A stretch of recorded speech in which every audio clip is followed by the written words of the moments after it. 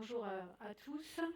Je vais donc vous parler du Maastricht 3. Alors, Mathieu l'a un tout petit peu évoqué. Je pense que pour beaucoup de monde, c'est une donnée qui vous parle, mais peut-être pas à tout le monde, donc j'ai repris un petit peu les choses. D'abord, Maastricht, qu'est-ce que c'est? Avant tout, c'est la ville de Belgique, hein, la ville du traité européen, c'est la même, dans laquelle il y a une université où, en 1995, des chirurgiens transplanteurs ont publié les résultats des greffes qu'ils avaient réalisées à partir de donneurs décédés par arrêt cardiaque et maintenant devenus décédés par arrêt circulatoire, donc ça s'appelle toujours DDAC.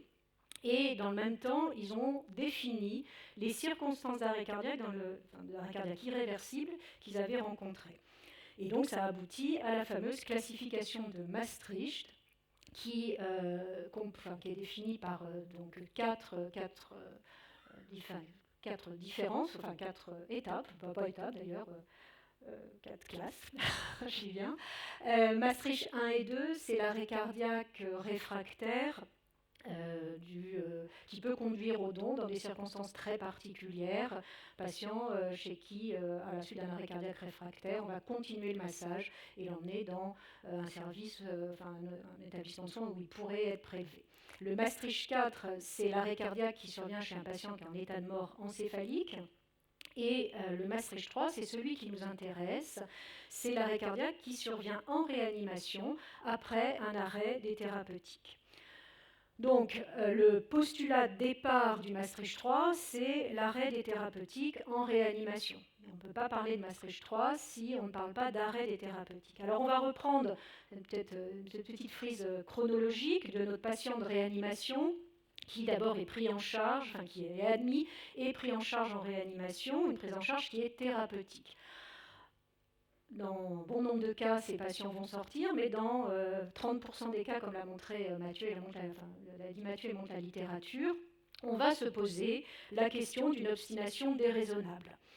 À partir du moment où on se pose cette question-là, alors ça peut être les soignants, ça peut être la famille qui se pose la question de l'obstination déraisonnable, il va falloir passer par une phase d'évaluation où on va essayer de faire un pronostic, on va essayer de pronostiquer, c'est le nouveau mot, essayer en tous les cas de voir quel projet on peut proposer à ce patient. Et s'il n'y a pas de projet thérapeutique, alors on va, après avoir prévenu les proches, faire une réunion collégiale et décider d'un arrêt des thérapeutiques dans la situation de Maastricht 3, puisque c'est le postulat de départ. Ensuite, on va annoncer cette décision aux proches et ensemble, avec eux, on va mettre en place des soins de fin de vie qui vont conduire, dans la plupart des cas, au décès et au constat de décès du patient, qui sera transféré à la chambre mortuaire.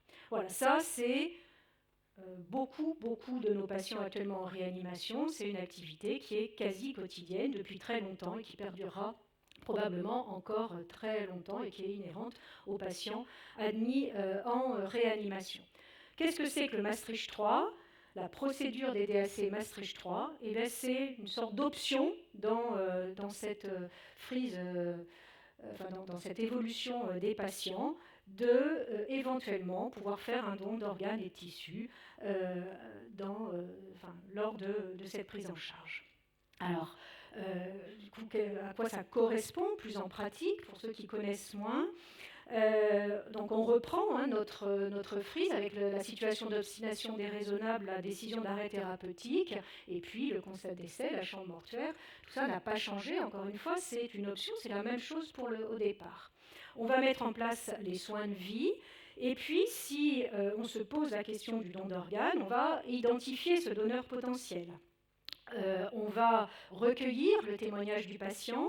Alors souvent c'est des neurolésés, c'est pas forcément avec eux qu'on peut le faire, mais il peut y avoir des directives anticipées et les proches sont il y a de longs entretiens avec les proches pour recueillir, sentir un petit peu les décisions qu'aurait prises ce patient. On va débuter, une fois qu'on sera au clair avec la famille et que tout ça aura été accepté, ça doit être parfaitement transparent, l'arrêt des thérapeutiques qui va conduire à l'arrêt circulatoire. Et là intervient la partie plus technique du Maastricht 3, ce qu'il va falloir respecter certains temps, notamment donc, ce qu'on appelle la phase agonique, qui est la phase entre le moment où on va débuter l'arrêt des thérapeutiques et jusqu'à son décès. Cette phase, elle ne doit pas durer plus de 3 heures. Sinon, le patient n'est plus un donneur potentiel Maastricht 3. Enfin, il n'est plus un donneur Maastricht 3 puisque cette phase est dépassée. Si on est dans les 180 minutes, on va attendre un petit peu, attendre 5 minutes pour constater le décès et mettre en place les interventions post-mortem qui consistent en une cannulation, la mise en place d'une circulation régionale normothermique qui est une circulation extracorporelle, en respectant là aussi 2 temps très importants, le temps d'ischémie chaude fonctionnelle qui est défini comme le temps au moment où on avait mis en place les soins des thérapeutiques, donc où la PAM était inférieure à 45, jusqu'au moment de la reperfusion des organes et donc la mise en place de la circulation régionale normothermique, temps qui est limité pour les différents selon les organes, et puis ce qu'on appelle la phase d'asystolie, c'est-à-dire que le temps où le patient n'a plus de débit dans ses organes, tant qu'il doit être inférieur à 30 minutes pour le foie ou 45 minutes pour le rein. Si on est toujours dans les temps, le patient est transféré au bloc opératoire pour son prélèvement d'organes et de tissus et ira à la chambre mortuaire par la suite. Voilà, donc voilà comment se construit le Maastricht 3. Alors la question que tout le monde s'est posée quand on entend parler de Maastricht 3 et qu'on finalement on se pose aujourd'hui, c'est est-ce que tout ça est vraiment éthique? Alors pour répondre à cette question, j'ai repris les principes de l'éthique médicale qui sont l'autonomie de la personne, le principe de bienfaisance, le principe de non-malfaisance et le principe de justice sociale. Et on va voir si cette procédure Maastricht 3 s'intègre dans ces 4 grands principes. Alors l'autonomie, le principe d'autonomie d'abord, il doit être respecté pour le donneur, c'est fondamental, mais il a finalement peu de rapport avec le receveur. Il faut, pour respecter ce principe, bien comprendre et soutenir l'autodétermination du patient qui a pris des décisions basées sur ses propres valeurs et sans contrôle de l'influence des autres. C'est ce que nous disait Géricault dans son papier. Il faut bien sûr respecter le consentement, qui est un consentement présumé en France du donneur. Et puis il y a des auteurs qui se posent la question, des questions un peu différentes. Les auteurs se sont exprimés sur le don, souvent, mais pas forcément sur les moyens pour y parvenir et les conséquences, et notamment les interventions pré- et post-mortem, la cannulation par exemple. Est-ce qu'en disant qu'ils étaient d'accord pour leurs organes, ils voulaient bien qu'on leur mette des canules et une circulation régionale normothermique? Voilà. Alors, le principe de bienfaisance, il n'a pas de bénéfice direct pour le donneur, mais il est très très pertinent pour les autres. Là encore, la bienfaisance, c'est de respecter ce qu'a décidé le patient, sa volonté, et le soutenir, et respecter, respecter son autonomie, qui implique les interventions post-mortem. Il est bien évident que si un patient veut donner, il veut donner des organes de bonne qualité. Il ne veut pas donner des organes qui sont de mauvaise qualité. Donc, a priori, les interventions post-mortem qui vont rendre le greffon meilleur doivent faire partie de ce concept. Pour le receveur, clairement, ça va améliorer les conditions de vie. Pour les proches, il y a pas mal de retours des proches qui nous disent que ça a amélioré leur deuil, les études qui sont en cours, en donnant un sens à la mort. Et puis pour la société, clairement, ça va augmenter le nombre d'organes disponibles pour la greffe. Alors le principe de non-malfaisance, c'est probablement là qu'il est c'est celui qui est le plus développé. Il faut faire attention qu'il soit respecté pour le donneur. Mais finalement, le receveur, il n'y a pas grand-chose à en dire. Alors pour le donneur, il y a des dommages potentiels physiques qu'on peut noter. Les interventions pré- et post-mortem, elles peuvent être mineures, des prélèvements sanguins, mais elles peuvent être risquées. Il y a tout un débat dans la littérature sur, par exemple, l'utilisation de l'héparine. Est-ce qu'en mettant de l'héparine, on ne va pas aggraver ou provoquer des lésions neurologiques hémorragiques, par exemple, qui pourraient aggraver le pronostic du patient? Voilà, chez un patient dont on a dit que finalement le décès, la mort, était la moins mauvaise des solutions. Donc vous voyez, ça va assez loin. Bien sûr, il y en a qui mettent en avant la violation de l'intégrité corporelle. Et il y a des dommages potentiels qui sont non physiques. L'instrumentalisation du corps, que le corps devient un bien pour le receveur, enfin un instrument pour le bien du receveur, pardon. Les modifications du processus de la mort, alors ça, on verra après qu'il va falloir faire attention à ça. La fin de vie, elle devient forcément plus médicalisée, plus surveillée, avec une certaine déshumanisation au profit d'une technicité. Il faudra veiller à tout ça. Et puis, pour certains, la violation d'un sentiment inexprimé du refus du don. C'est-à-dire que le patient était contre le don, mais le fait de le demander est une violation et s'intègre dans quelque chose de malfaisant. Alors pour les familles, c'est le respect de la personne mourante, les changements de prise en charge et donc cette déshumanisation des moments de recueillement. Pour le soignant, attention au sentiment d'utilitarisme et d'instrumentalisation, puis des conflits d'intérêts entre les équipes. Et enfin, pour la société, c'est rendre la mort utile, avec une pression du don et notamment des patients en attente de greffe. Voilà tout ce qui est un petit peu dit sur tout ça. Pour la justice, c'est pertinent pour donneurs et receveurs comme concept. Alors attention quand même à l'altruisme, qui doit être différent de l'utilitarisme, à la répartition des avantages et des charges pour tous les membres d'une société, celui qui va donner, qui est hospitalisé, et celui qui est en attente d'une greffe et qui est en dialyse tous les jours. Et puis, certains mettent en avant l'allocation de ressources rares et la disponibilité des lits de réanimation, particulièrement criant aujourd'hui, qui serait un préjudice puisque ça refuserait l'accès à la réanimation de patients avec une meilleure chance de vie que celui qui est potentiellement donneur. Et il faut rajouter à ça les principes fondamentaux du don d'organes en France, qui sont la gratuité, l'anonymat, le consentement présumé et la règle du donneur décédé, qui a été mis beaucoup en avant au moment où on a parlé de Maastricht 3, avec ce qui est vraiment mis au premier plan, c'est que le don ne peut pas être la cause de la mort, que la mort doit précéder le don. Mais il y a aussi d'autres aspects sur notamment la règle du donneur décédé, ces temps d'ischémie qu'on doit respecter, et les augmentations des délais d'ischémie chaude, si on a une longue phase agonique et qui est en contradiction avec l'intention de ne pas influencer la mort. Si on veut que la phase agonique ne dure pas longtemps, il va falloir probablement mettre de la sédation et, on l'a vu tout à l'heure, d'une certaine façon, influencer la mort. Le principe du double effet, bien évidemment, quelque chose de bon peut avoir un préjudice.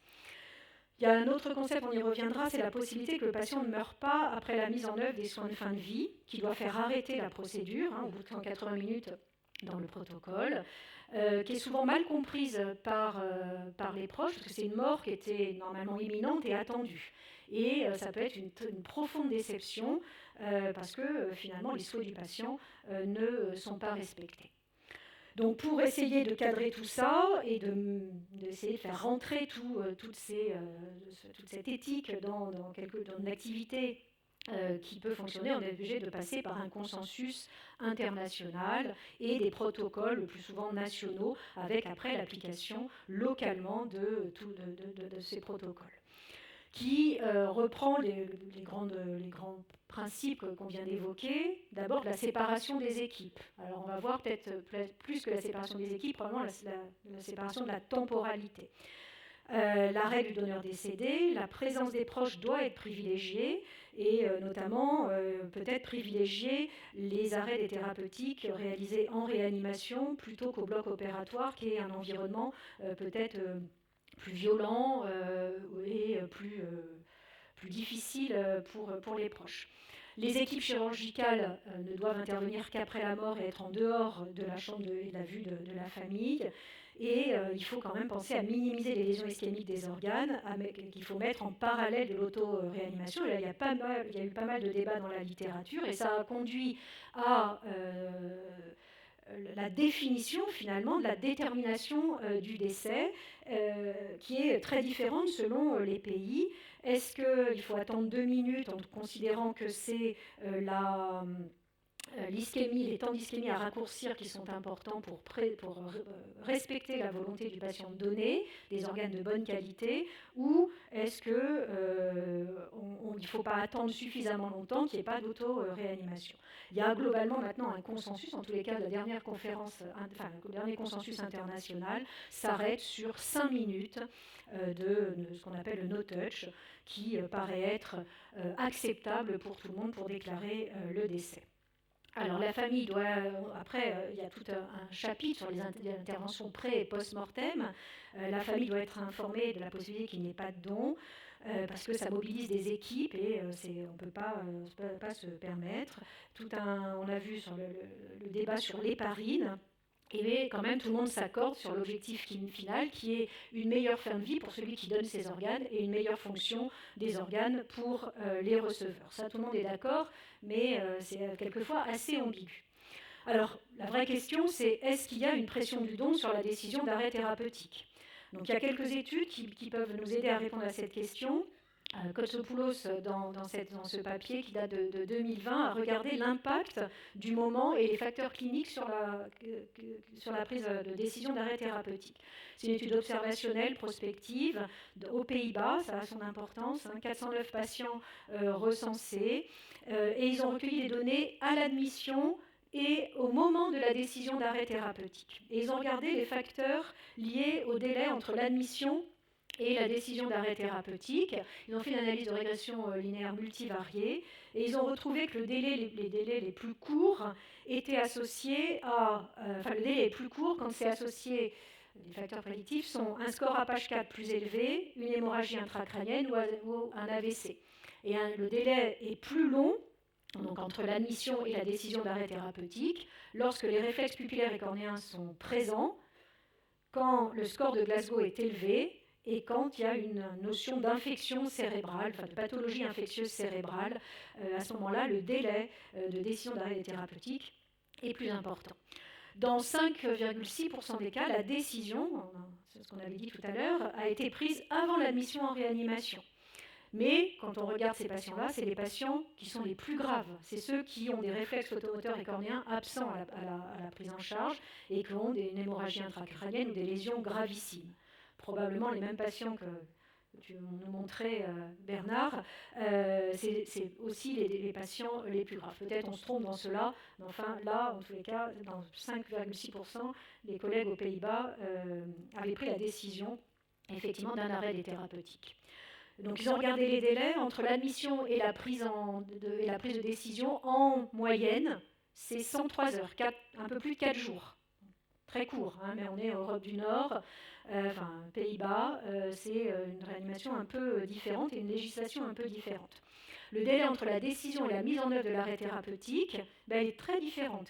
Pour les donneurs, elle est de 14 heures, pour les non-donneurs, de 8,9 heures. Quand les patients sont donneurs, on prend plus de temps, probablement pour recueillir le témoignage et mettre en place toute la procédure Maastricht 3.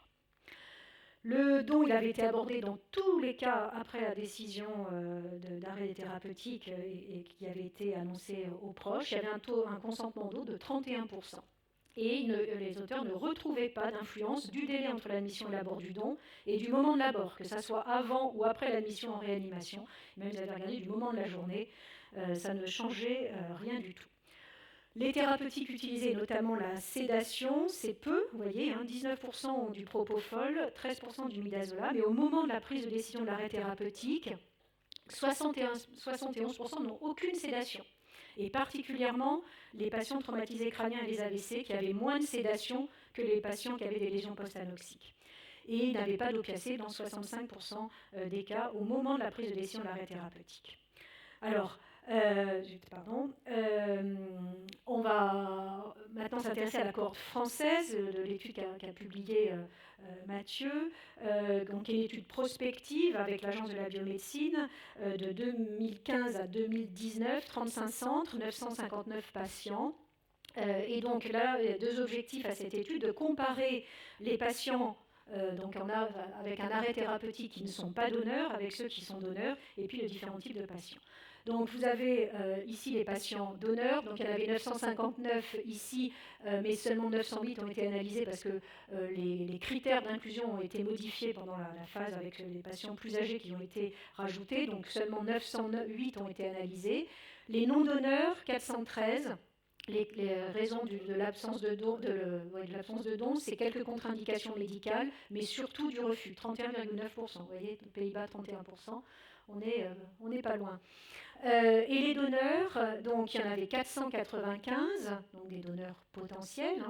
Il y en a 22 qui ont eu une phase agonique supérieure à 180 minutes. Donc finalement, ceux qui restent éligibles, il y a eu après des problèmes de cannulation, de temps d'ischémie chaude, qui sont retirés eux aussi, puisqu'ils n'ont pas été prélevés. Finalement, sont prélevés 439 et 11 n'ont pas été transplantés des patients, enfin des organes prélevés. Et donc les patients donneurs avec des organes greffés, il y en a 428. Voilà, donc une belle cohorte sur 4 ans, 5 ans. Ils ont regardé aussi les types de malades. Et donc en France, alors j'ai vraiment fait très schématique, mais globalement, on a une population qui est celle-ci, c'est-à-dire 60% des patients donneurs potentiels Maastricht 3 sont des patients qui ont des lésions post-anoxiques, post-arrêt cardiaque, contre 40% qui ont des lésions neurologiques primaires. Donc pareil, les collègues ont regardé les différents délais entre l'admission, la décision, l'initiation de la décision d'arrêt des thérapeutiques, entre donc ici les patients donc en arrêt thérapeutique qui ne donnent pas et ceux qui vont donner, on voit qu'il n'y a pas de différence dans la prise de décision. Et la différence, elle va être sur le délai entre la décision et l'initiation. Là encore, un seul jour pour ceux qui ne sont pas donneurs versus 2 pour les donneurs, encore une fois, probablement pour s'organiser pour le don. Entre les patients qui ont des lésions neurologiques post-anoxiques et lésions neurologiques primaires, on met plus de temps à se décider d'un arrêt des thérapeutiques quand on a des lésions neurologiques primaires par rapport aux post-anoxiques. Ce qui est intéressant dans cette étude, c'est de voir qu'au cours des années, les patients qui ont une phase agonique supérieure à 180 minutes, donc qui n'ont pas pu finalement être prélevés, ça a considérablement diminué, un peu plus de 15% en 2015 jusqu'à 2% en 2,5% en 2019. À mettre en parallèle clairement avec l'utilisation d'une sédation qui, elle, a augmenté et qui a augmenté particulièrement avec la loi Claes-Leonetti et la sédation profonde et continue, et qu'il faut clairement mettre en parallèle avec cette phase agonique qui diminue, les phases agoniques supérieures, la phase agonique qui diminue, et notamment, en tous les cas, les phases agoniques qui supérieures à 180 minutes, qui n'existent quasiment plus, probablement parce que les patients sont sédatés. Alors pourquoi on revient sur un peu la sédation? Alors ça, c'est la limite ça c'est plus aussi pour parler de l'arrêt thérapeutique, mais ça a vraiment une importance dans le Maastricht 3. Pourquoi on sédate? Il y avait deux études. Alors c'est une même étude prospective de 450 patients qui a abouti à 2 papiers. L'étude AREV en 2017 et CEDAREV en 2020. Ils ont comparé d'abord dans AREV l'extubation immédiate au sevrage terminal. Gros débat dans les réanimations. Est-ce qu'on extube sans sevrage de la ventilation avant, qui paraît être un processus de mort plus naturel, moins ambigu, plus proche de la façon de mourir de l'inconscient collectif, mais avec un risque d'inconfort pour le patient et ses proches, ou le sevrage terminal, on n'extube pas le patient, on diminue sa fréquence cardiaque, son volume courant, sa PEP, sa FiO2, ou on le met en titube, qui est plus ambigu, mais qui va empêcher les gaspes et l'inconfort des soignants et des proches. Et puis il y avait une étude psychologique, on voyait un peu comment étaient perçues toutes ces pratiques par un entretien téléphonique des proches et l'évaluation du personnel soignant. Les techniques de l'un ou l'autre étaient laissées au choix du patient, c'est observationnel. Et donc les résultats, c'est dans le groupe extubation immédiate, il y a plus de gaspes, plus d'obstruction. Les scores d'inconfort effectivement étaient plus élevés, mais c'est des patients qui étaient moins sédatés. Et dans le groupe sevrage terminal, ils avaient plus d'opioïdes, plus d'hypnotiques, il y avait même des curares. Voilà. L'évaluation que j'ai appelée psychologique, pour les proches, c'est identique à 3 mois, 6 mois, 12 mois entre les deux groupes sur le stress post-traumatique et le deuil pathologique. Que les patients soient extubés directement ou il y a eu un sevrage terminal, ça ne change rien. Pour les soignants, c'est identique sur le stress au travail. Il y a eu plus de soutien nécessaire dans le groupe extubation par rapport au sevrage, sur une équipe qui n'était pas forcément entraînée, mais pas sur confort-inconfort, qui est la deuxième partie de leur étude, donc celle qui est parue en 2020, où là, ils ont partagé toujours leurs 450 malades en deux groupes, ceux qui étaient confortables et ceux qui étaient inconfortables. C'est quand même moitié-moitié. Il y en a quand même 226 qui ont été inconfortables au moment de l'arrêt, enfin qui ont été jugés inconfortables au moment de l'arrêt des thérapeutiques. Et ce qu'il apparaît, c'est que finalement, dans le groupe confort, il y a plus de sédation. Les doses de propofol sont plus importantes dans le groupe confort. En sachant qu'il faut se souvenir que douleur et inconfort, c'est la première crainte du patient mourant et de ses proches. Et pour autant, on n'en sédate que la moitié finalement. Alors, pas que la moitié, mais on en sédate pour qu'il soit confortable que la moitié. Donc cette sédation titrée qui est donnée, qui est dite, moi je ne fais pas de sédation profonde et continue, je n'ai pas besoin, je fais de la sédation titrée, même pas tant que ça en fait. Et puis voilà, donc la sédation, on voit que c'est quand même quelque chose de fondamental pour aboutir à cette, d'abord au confort du patient, et puis clairement si on veut ne pas dépasser ces temps d'ischémie, on a vu, il faut qu'elle soit employée. Il y a Jean-Louis Vincent qui décrit, c'est pareil, Jean-Louis Vincent, il est belge, une législation qui est différente. Lui, il décrit le pire des scénarios, enfin des scénarii. C'est le décès qui survient pas assez rapidement, avec une procédure, donc le temps la phase agonique est supérieure à 180 minutes, la procédure qui doit être interrompue, et le patient en Belgique, ils font ça au bloc opératoire, le patient qui sort du bloc et qui est renvoyé en réanimation pour la poursuite des soins de confort. On n'est plus dans le Maastricht 3. Le message envoyé aux proches, là, est catastrophique. C'est ce qu'il décrit, mais c'est ce qu'on imagine aussi. Puis quand on l'a vécu, c'est clairement ce qu'il en est. Ce qui est, les réanimateurs n'étaient pas si sûrs que ça du pronostic parce qu'il n'est même pas mort. Et puis ça élimine complètement le fait, et du coup c'est pas très éthique, si on reprend nos principes de tout à l'heure, du souhait du patient de donner ses organes. On ne l'a absolument pas respecté. Alors certes on avait prévenu la famille, mais quand même. On peut se poser la question. Et donc, Jean-Louis Vincent, il dit, une fois que cette décision est prise, elle doit aboutir. C'est bon. Il y avait une décision d'arrêt des thérapeutiques, on considérait que la mort était attendue, était la moins mauvaise des décisions. À partir de là, on passe à la deuxième phase, le don d'organes, et donc le patient, il doit mourir. Et donc, si le patient est donneur, et puis il rajoute, si le patient est donneur, il est donneur de greffons de bonne qualité. Et donc, il faut tout faire pour que les greffons soient de bonne qualité. Donc, il faut réduire tous les temps d'ischémie. Jean-Louis Vincent, il est plutôt 5 minutes, c'est trop. Encore une fois, le patient, il va décéder. Donc, que ça soit 5, allons à 2. Et puis, s'il faut mettre des curares, eh bien, mettons des curares. On est en Belgique, une législation qui est différente. Voilà. Et donc, pour conclure de tout ça, plus que la séparation des équipes, j'aurais envie de parler de séparation de temporalité. Il faut savoir respecter le déroulement du processus de détermination de l'absence de projet thérapeutique. C'est ça qui fait le départ. Et on ne parle pas d'arrêt, on ne parle pas de Maastricht 3 tant qu'on n'a pas considéré pour un patient l'absence de projet thérapeutique et la décision d'arrêt thérapeutique qui va avec. Et tout ça doit se faire en lien avec les proches. C'est évident.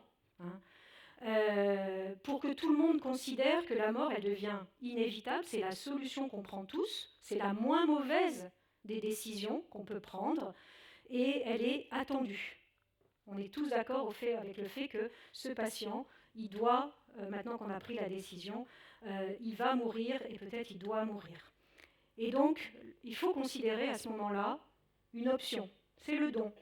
Effectivement, c'est l'utilisation des organes du patient après sa mort pour d'autres. Mais c'est une option, on n'est pas obligé de la prendre, mais si on la prend, je suis assez d'accord avec Jean-Louis Vincent, avec notre législation à nous, mais si on prend cette option, il faut faire en sorte que ça se passe le mieux possible. La procédure de prélèvement, elle nécessite à ce moment-là, pour que ça se passe le mieux possible et qu'on soit dans l'éthique, que ça soit une activité éthique, et qu'on respecte les volontés du patient et tout ce qu'on a vu avec, il faut une discussion avec les proches qui soit ouverte, honnête et transparente. Il faut que ça soit très clair sur les modalités de soins de vie, de fin de vie.